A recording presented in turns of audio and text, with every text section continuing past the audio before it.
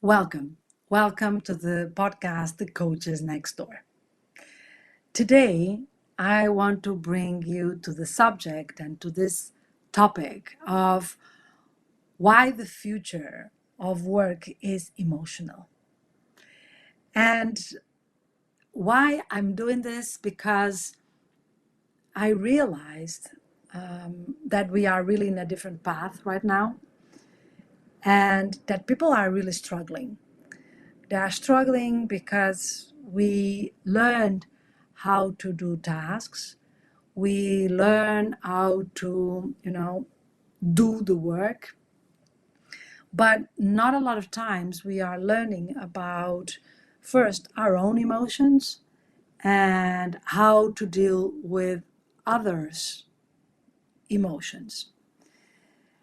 The surprise that I get still when I present in my workshops the basic emotions, we are still believing that, for instance, some emotions are better than others, and some emotions we can do, and some emotions we cannot do. This is not what we need. I think we are so advanced in certain topics, and in other topics, we are so far away from what really is relevant. We are in such deep beliefs that don't serve us at all anymore. That is necessary to bring that to the surface. And the reality is that we cannot go around without emotions. No one can. And when people sometimes try to justify that they don't see emotions in others, that's not what is happening. People are just, most part of the times when you get that sensation, one means that the person is doing that emotion in a different way that you probably do it, because we all have strategies about the emotions that we get. So we have like an emotion and we learn that this emotion is done like this, and we tend to repeat that. Also, not a lot of us learned how to expand the possibilities of living each emotion. We still sometimes think, and I hear this a lot, like, oh, how, for instance, I ask this question, how do you do sadness? And people say, oh, we cry. No, but you also cry with the laughter. Oh, yeah, that's true. So we have this instantaneous replies about emotions. But the reality is that no human being can go around without emotions. They will be different. They will be manifested also in different ways, but they are there. And I think the main thing is that we are shifting. For so many years, we were believing that business, work was about efficiency, productivity, tasks, do what you need to be doing faster, ideally, right? But now we know that people cannot do that. They cannot be more efficient if they don't feel safe, for instance. They cannot be proactive if they don't feel, engaged and safe. So we know that we are much more a complex than a simple thing. We know that a lot of things are interfering with the way that we do things. And it's not only, doing it. Is we know that is much more things happening before my behavior. And that's what we need to embrace as leaders. We need to embrace that people are not doing random things. They most part of the times are not doing even what they can be doing. They are doing what they are allowed to do. And this sometimes is something that people find it strange when I say it. What? But I want my people to be, I always say that I want them to be more proactive. So I'm allowing that. I said, are you sure? Because sometimes we are saying things with our words, but we are not saying that with the rest of our system.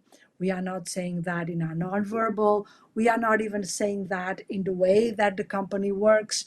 We we are sometimes even,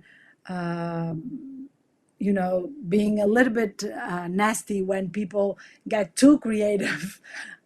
So that's the thing, is that we are made of emotions. And if we are not willing to tap in that subject, if we are not asking people, how do you feel about all this? We are losing a great opportunity of becoming more efficient. And the conversation maybe needs to go there. The conversation needs to go to the point that we know how people feel. We know if people feel safe. We know if people feel recognized. We know if people feel connected with. We know that if people feel, that they have space to discover. And knowing those basic needs will support us as leaders to be more efficient, because then we know, okay, can I reply to that need? What is the things that I can be doing as a leader that could satisfy that could make you feel more stable in those emotions, in those needs? Because every time that someone is looking for a need, they are in a wave. Okay, they are not able to perform 100% or 120, for sure not, because they are still looking for that satisfaction, that internal satisfaction. And everyone is doing that all the time. Everyone has a question, going on in the back of their minds. And the more we know about that, the more we can serve people as leaders. And I think the discussion needs to go there. I think the future needs to go there. We need to learn how to do that and be comfortable with people talking about their own emotions, and opening also the conversation for people that are not used to talk about it, and they don't have a lot of information also about it. They don't have even sometimes vocabulary to cover the emotions they have. Okay, so we need to realize that business is made under emotions. And when you don't feel safe, you don't buy. When you don't feel, connected, we don't trust. So everything is intertwined. And we need to open that conversation if we never did. And if we already did it, we need to go deeper. We always need to go deeper, because it's so much more to discover. Because emotions are being done every, let's say, second, even smaller than that, right? In a different kind of measure. So it's not possible to go around without emotions. And that, I think, that is super relevant to understand, is that if you are not tapping in emotions, you are losing a lot of information about yourself and others. And the relationship will suffer with that, because that will impact trust, that will impact, intimacy, that will impact so many things that sometimes we are not realizing the real impact of that. So the future is really emotional. And I think we need to think about this. Take care of yourself. See you next time.